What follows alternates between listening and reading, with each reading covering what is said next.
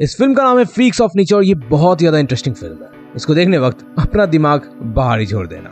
तो मूवी शुरू होती है और हम एक टाउन को देखते हैं। इस टाउन में 3 अलग अलग तरह के स्पीसीज रहते हैं जिनमें वैम्पायर, ह्यूमंस एंड ज़ॉम्बीज शामिल थे। इस टाउन की हायरार्की में सबसे टॉप पर वैम्पायर्स थे जो सबसे ज्यादा स्ट्रॉन्ग थे, लेकिन इन्हें कंट्रोल में रखने के लिए इन्हें ब्लड के कैंस हमेशा भेजने पड़ते थे, जिससे ब्लड पीकर वैम्पायर्स अपने सेंसेस में रहते थे और कंट्रोल भी। उसके बाद ह्यूमंस थे जो स्ट्रॉन्ग थे, लेकिन ज़ॉम्बीज की अक्सर उनसे लड़ाई होती रहती थी और इन्हें बाकी दोनों से खतरा था। और सबसे लास्ट में थे ज़ॉम्बीज जो अपनी भूख मिटाने के लिए इंसानों को खा जाते थे, इसलिए इन्हें एक जगह कंटेन करके रखा जाता था। मतलब कि अगर ज़ॉम्बीज बाहर निकलते तो टाउन में हड़कंप मच जाता, इसलिए उनकी गर्दन पर एक बेल्ट बांधी जाती है जिससे ज़ॉम्बीज भी कंट्रोल में रहे। इस टाउन में एक कॉलेज भी होता है जहां पर तीनों स्पीसीज के बच्चे पढ़ने आते थे।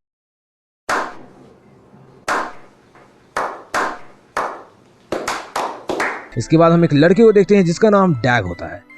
डैग को उसकी एक क्लासमेट लॉरेलाई काफी पसंद थी, लेकिन लॉरेलाई उसे मिक्स सिग्नल दिया करती थी, जिस वजह से वो उसे डेट करने के बारे में अनश्योर रहता है। लॉरेलाई कभी डैग को इग्नोर करती तो कभी कुछ ज्यादा ही भाव देती थी, जिससे इनके रिलेशंस बहुत ज्यादा अप्स एंड डाउन से भरे हुए थे। पैरेलली हम दूसरे मेन कैरेक्टर को देखते हैं जिसका नाम पेट्रा होता है।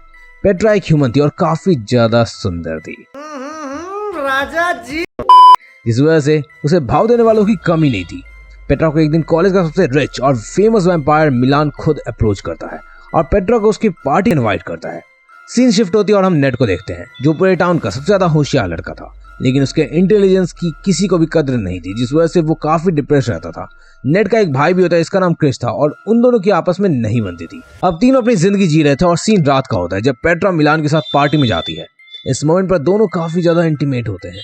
मौका देखकर मिलान पेट्रा को कन्वर्ट करने के लिए बाइट करने जाता है, जिस पर पेट्रा उसे मना कर देती है, लेकिन मिलान उसे बातों में फंसाकर उसके साथ इंटीमेट होकर उसे बाइट कर लेता है। अब इसी वजह से पेट्रा घर आकर स्लोली वैम्पायर में बदलने लगती है। पेट्रा को उम्मीद थी कि मिलान अब उसके साथ रहेगा क्योंकि वो भी वैम्पायर में बदल चुकी थी, जिसके कारण वो अपने फोन की कॉल्स देखती है कि कहीं मिलान ने उसे कॉल तो नहीं किया, बट नहीं, मिलान का उसे कोई भी कॉल नहीं आता। मतलब कि वो सिर्फ उसके साथ टाइम पास कर रहा था। इसके बाद हम एक और कैरेक्टर रिक विल्सन को देखते हैं जो कि स्कूल बेसबॉल टीम का कोच होता है और एक काफी फेमस मीट फैक्ट्री का ऑनर भी।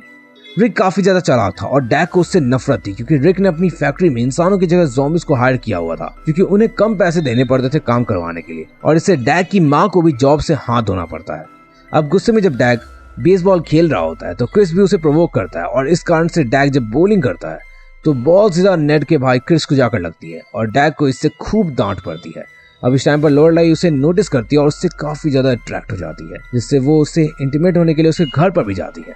अब इससे पहले कि उन दोनों का कुछ सीन बन पाता तभी डैग के फादर वहां आते हैं और लॉरेलाई घबराकर वहां से चली जाती है। एक तरफ हम डैग को उसके मम्मी पापा से डांट खाते हुए देखते हैं। उसके मम्मी पापा बता रहे होते हैं कि वहीं दूसरी तरफ नेड की भी यही हालत थी। दरअसल क्रिस के भी घायल होने के बाद उसके पेरेंट्स चाहते थे कि नेड भी स्पोर्ट्स में अच्छा बने और इन्हें उसकी इंटेलिजेंस की कोई भी कदर नहीं थी। वो गुस्सा आ जाता है और वो ज़ॉम्बी कंटेंट इलाके में पहुंच जाता है जहां ज़ॉम्बी बिना सोचे समझे अपनी मर्जी की कुछ भी चीजें कर रहे थे और ये बात नेड को काफी अच्छी लगती है, इसलिए वो खुद को यहाँ एक ज़ॉम्बी से कटवा लेता है और स्लोली वो ज़ॉम्बी में बदलने लगता है। अब यहाँ सिचुएशन पूरी मेस्ड अप थी। नेड ज़ॉम्बी बन रहा था, पेट्रा वैम्पायर में ट्रांसफॉर्म हो रही थी और डैग की तन्हाई दूर ही नहीं हो रही थी कि तभी अचानक से इस टाउन में एक एलियन शिप भी आ जाता है, एक यूएफओ। अब एलियन के आने के कारण इंसानों की मीटिंग होती है जिसमें ये अज्यूम करते हैं कि वैम्पायर ने एलियन को उन्हें मारने के लिए बुलाया है।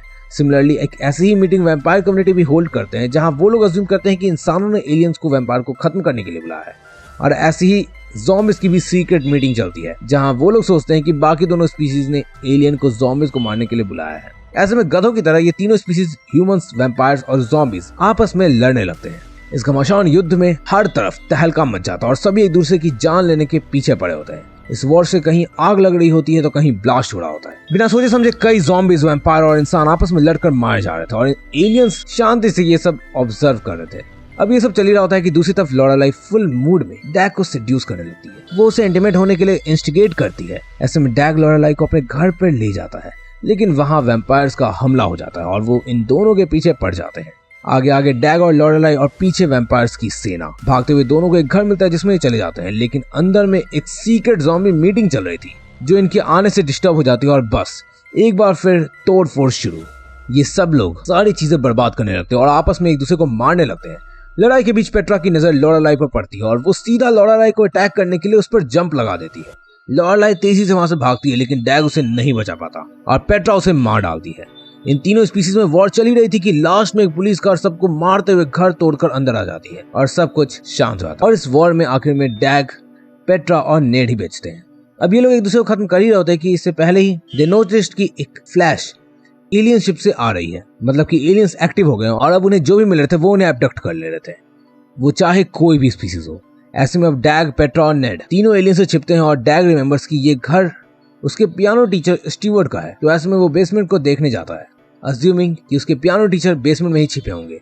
डैग स्टीवर्ट को उन तीनों को अंदर लेने को बोलता है, जिस पर कुछ वियर्ड क्वेश्चंस पूछकर स्टीवर्ट तीनों को अंदर बुला लेते हैं।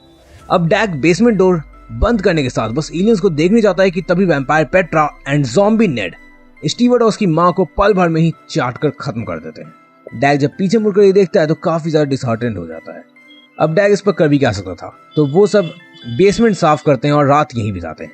इस दौरान तीनों काफी अच्छे फ्रेंड बन जाते हैं। मीनवाइल डैग को पेरेंट्स की चिंता सताने लगती है, इसलिए ये घर जाने का डिसाइड करते, लेकिन बीच में इन्हें स्कूल देखने का भी प्लान था ताकि ये लोग कुछ खा पी भी सके। अब अगले दिन जब ये बाहर निकलने के लिए बेसमेंट का दरवाजा खोलते हैं तो एलियन इन्हें देख लेते हैं और इनके पीछे पड़ जाते हैं, इसलिए बेसमेंट का दरवाजा दूसरी तरफ से तोड़कर जल्दी से बाहर निकलते हैं। डैग और ज़ॉम्बी तो स्पीड में भाग रहे थे, लेकिन सूरज की रोशनी के कारण पेट्रा की बॉडी अब जलने लगती है। ये देखकर डैग उसे बचाने के लिए अपने सारे कपड़े उतारकर उसे पहना देता है। बाहर हर जगह धुआं धुआं हो चुका था, इसलिए तीनों एक दूसरे से अलग अलग हो जाते हैं। अब काफी मुश्किलों से पेट्रा नेड को लेकर स्कूल आती है। थोड़ी देर बाद डैग भी वहां पहुंच जाता है। डैग वहां पहुंचकर बताता है कि मैंने एलियंस को करीब से देखा है, उनके बीच से निकल के आया हूँ और उन्होंने मेरे ऊपर हमला नहीं किया। तभी ज़ॉम्बी बन चुका नेड, जो कि समझदार था, वो बताता है कि एलियन सिर्फ इनऑर्गेनिक मटेरियल यानी कि सिंथेटिक मटेरियल को ही देख सकते हैं। इसका मतलब कि वो इंसानों को सिर्फ उनके कपड़े के कारण ही देख पा रहे थे। अब ये लोग खाना खाने लगते हैं कि तभी डैग और नेड का झगड़ा शुरू हो जाता है। एक्चुअली बचपन में दे वर गुड फ्रेंड्स, लेकिन डैग ने कूल बनने के चक्कर में नेड से दोस्ती तोड़ दिया था। अब ये सीन आगे बढ़ती है और पेट्रा डैग के पास जाती है। वो डैग से माफी मांगती है उसकी फ्रेंड लोरेलाई को मारने के लिए। पेट्रा बताती है कि लोरेलाई पेट्रा के बीएफ को फंसाकर उसके साथ इंटीमेट हुई थी, इसलिए पेट्रा ने उसे मार दिया। अब डैग और पेट्रा काफी क्लोज आ चुके थे और इन दोनों का इंटीमेट मोमेंट शुरू होने ही वाला था, लेकिन डैग डर जाता है क्योंकि पेट्रा एक वैम्पायर थी एंड डैग को वैम्पायर नहीं बनना था। अब इस मोमेंट पर पेट्रा नाराज होकर चली जाती है। शाम में दे थिंक कि एलियन का हमला तो इस घर पर भी हो सकता है, इसलिए तीनों बिना कपड़ों के डैग के घर जाने के लिए निकलते हैं ताकि पता लग सके कि डैग के पेरेंट्स जिंदा हैं भी या नहीं। लेकिन यहाँ आकर इन्हें पेरेंट्स का कोई अता पता नहीं मिलता। डैग काफी दुखी हो जाता है और तीनों कॉटन के ऑर्गेनिक कपड़े पहनकर वहीं बैठ जाते हैं। बट नेड को पकड़ने लगता है, जिस पर पेट्रा उस एलियन के टेंटिकल्स को टुकड़े करने लग जाती है, लेकिन एलियन नेड को लेकर गायब हो जाता है। अब दोनों भी घर पर अकेले बैठे हुए थे, नेड के जाने से दुखी थे, लेकिन तभी थोड़ी देर में नेड अचानक वहां आ जाता है और वो बताता है कि शायद पेट्रा ने एलियन के टेंटिकल्स को काट दिया था, जिससे नेड बीच रास्ते में ही गिर गया और एलियन से बच गया। फर्दर नेड एक्सप्लेन्स कि इन एलियंस को टेट्राफ्लूरोएक्सपीन की तलाश है और ये रिक विल्सन की मीट फैक्ट्री पर मिलेगी, जहां वो इसके हेल्प से घोड़े के मीट को बदलकर चिकन जैसा बना देते हैं, जिससे वो बाकी सबको देते हैं। अब बस ये सुनते ही दोनों बौखला जाते हैं कि ये लोग हमें क्या खिला रहे थे। इसके बाद ये लोग रिक की फैक्ट्री पहुंचते हैं उसकी मदद के लिए, लेकिन वहां पहुंचते ही नेड उसकी जीएफ को खा जाता है, इसलिए रिक इन तीनों को वहां से बाहर निकाल देता है। तब इनके सामने एलियंस आ जाते हैं, जिसको ये अटैक कर देते हैं। इस पर एलियंस इन्हें अबडक्ट कर लेते हैं और शहर के दूसरे साइड छोड़ देते हैं, जहां शहर के बाकी अबडक्टेड लोग भी पहुंचे हुए थे।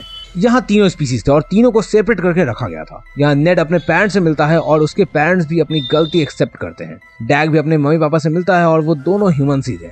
इसके अलावा वैम्पायर सेक्शन में लोरेलाई दिखती है, जो कि वैम्पायर बन चुकी थी। वहीं दूसरी जगह से पेट्रा भी आती है, जिसे मिलान रोक लेता है और बोलता है कि तुम मुझे थोड़ा खून दो, क्योंकि तुम रिसेंटली ही वैम्पायर बनी हो और तुम काफी हॉट हो। इस बात से पेट्रा गुस्सा कर उसे काफी मारती है और डैग से मिलने चली जाती है। रास्ते में उसे लोरेलाई मिलती है, जिसे देखकर वो एम्बैरेस्ड होती है, लेकिन वैम्पायर बनने से वो काफी खुश थी, इसलिए लोरेलाई उसे थैंक यू बोलती है। अब वापस से नेड, डैग, पेट्रा और लोरेलाई मिलते हैं, लेकिन सब वॉल से सेपरेटेड थे। इस पर नेड बोलता है कि अगर सब तेजी से वॉल में क्रैश करें तो ये वॉल टूट सकती है, और सब बिल्कुल ऐसा ही करते हैं और एज प्लान्ड ये वॉल टूट जाती है और ये सब रिक की फैक्ट्री की तरफ भागते हैं। पैरेलली एलियन भी आ जाते हैं अटैक करने के लिए। एलियन को देख रिक टैंक में वो केमिकल रिलीज करता है और बस ये केमिकल के आते ही एलियंस अपने रियल फॉर्म में केमिकल में सबमर्ज होने लगते हैं और एक्युमुलेट होकर कुछ ही देर में इन सब एलियंस का एक जायंट फॉर्म उनके सामने प्रेजेंट होता है, जो बहुत ज्यादा बकैती करता है। शुरू में ये तारीफ करता है, लेकिन धीरे धीरे ये ह्यूमन सिविलाइजेशन की बेइज्जती करने लगता है और बोलता है कि तुम तीनों स्पीसीज कैसे हो, आपस में लड़ते रहते हो, इससे अच्छा तो मैं हूँ जो कि इंटरगैलेक्टिक पावर रखता है और कुछ भी कर सकता है। अब ये सब सुन करके सभी लोग चिढ़ जाते हैं और एलियन पर अमोनिया डालने लगते हैं। तभी दूसरी तरफ मिलान अपने बदला लेने के लिए पेट्रा को मारने आता है कि तभी डैग उसे बचाने के लिए जाता है और अचानक से डैग एक वेयरवुल्फ में बदल जाता है। मतलब कि सीरियसली यहाँ कुछ भी चल रहा है, हर एक क्रिएचर मौजूद है इसमें। खैर इस चेंज के बाद दोनों में बूम बाम काफी लड़ाई होती है और डैग मिलान को मार देता है। दूसरी तरफ वो एलियन श्रिंक होकर एकदम छोटा हो जाता है और सबसे बचते हुए अपने यूएफओ में चला जाता है।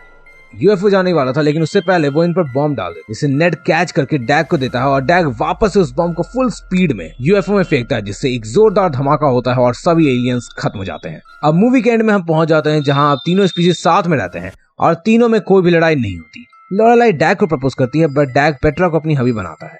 वहीं नेड भी अब अपने भाई क्रिस के साथ अच्छी बॉन्डिंग फॉर्म करता है और ये सरेलू मूवी यहीं खत्म हो जाती है।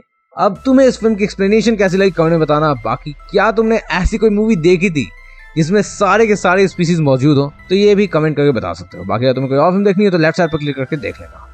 बाय।